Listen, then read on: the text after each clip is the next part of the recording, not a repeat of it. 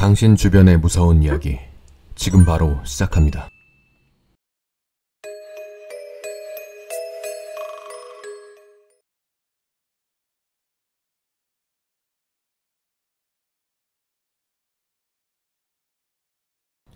한 남성이 병원을 찾았다. 그는 벌레떼가 자신을 잡아먹으려고 한다고 호소했다. 마약 중독을 의심한 의사는 마약 반응 검사를 했으나 그의 몸에서 마약 성분은 일체 검출되지 않았다. 아무것도 없는 허공에 대고 고래고래 소리치는 남성을 보고 의사는 그를 정신과로 넘겼다.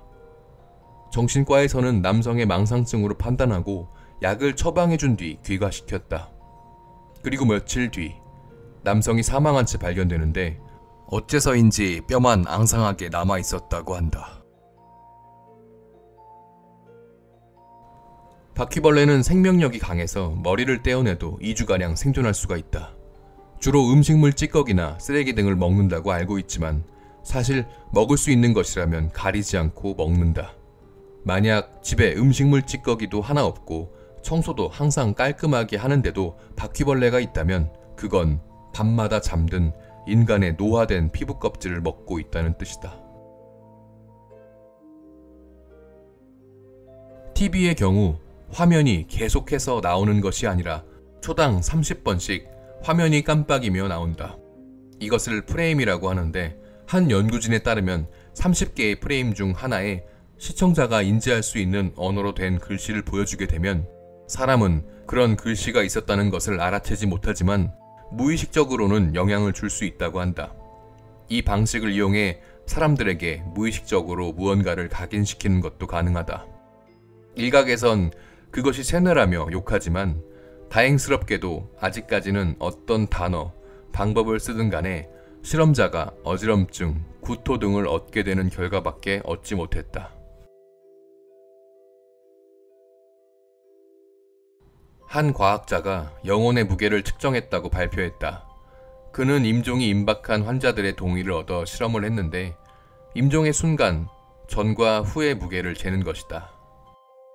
과학계는 무게의 차이는 약 28g 정도로 이런저런 변수와 몸무게 감소 요인 등을 감안하고 과학적으로 설명할 수 없는 21g의 무게를 영혼의 무게로 규정했다.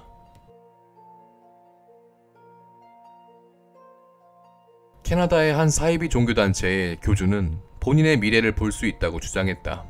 1999년 9월 13일 이후로는 아무것도 보이지 않는다며 이날이 종말의 날이라고 외쳤다.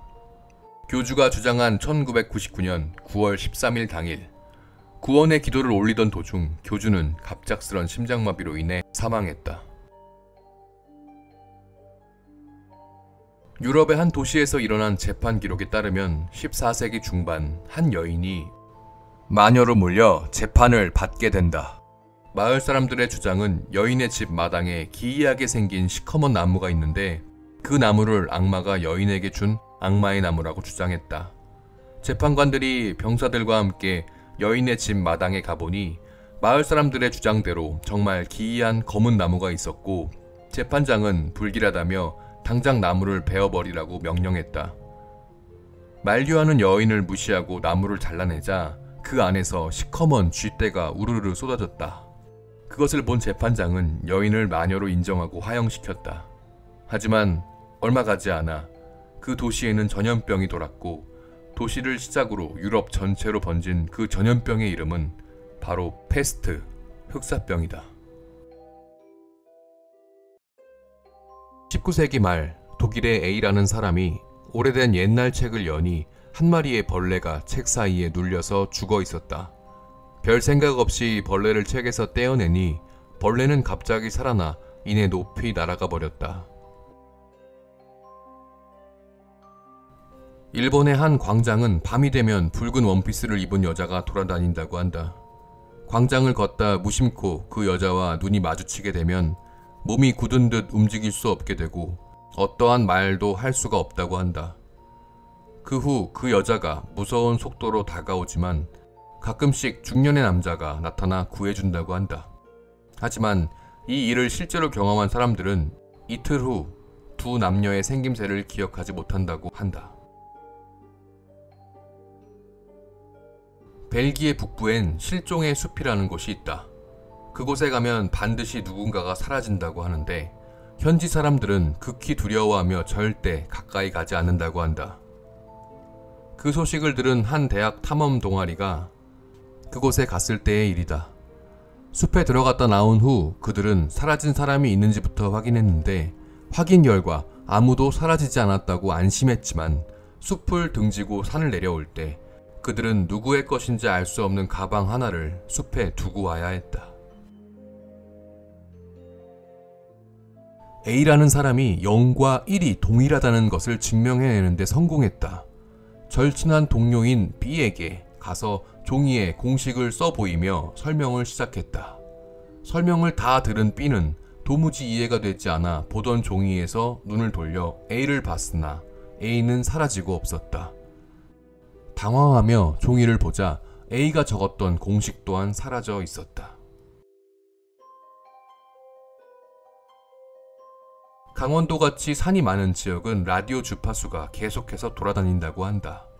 들려오는 소문에 의하면 6.25 전쟁 당시의 무전 주파수가 아직까지도 계속 돌아다닌다고. 하루에 한 번씩 거울을 보며 넌 누구야? 라고 하면 나중에 정말 본인이 누구인지 모르게 되어 미쳐버린다고 한다. 그 이유는 도플갱어가 사실 거울 속의 나인데 본인이 도플갱어라는 것을 눈치챌까봐 사람을 미치게 만든다고 한다. 이것은 게슈탈트 붕괴 현상 중 하나이다. A는 고속버스를 타고 가던 중 창밖으로 이상한 광경을 목격한다. 건너편에 승용차가 사라지다가 다시 보이다가를 반복하는 것이다.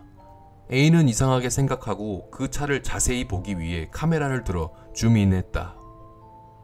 그리고 그 차의 번호판을 보게 됐는데 번호판엔 번호 대신 미래로 돌아갈 수가 없다 라는 글이 적혀 있었다.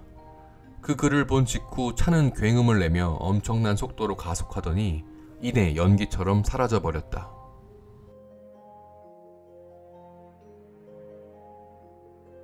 상어가 헤엄치고 있는 대형 수조 위에서 무엇인가가 떨어져 빠져버렸다. 매우 큰 소리가 난 관계로 많은 손님들이 놀라서 수조를 바라보았다.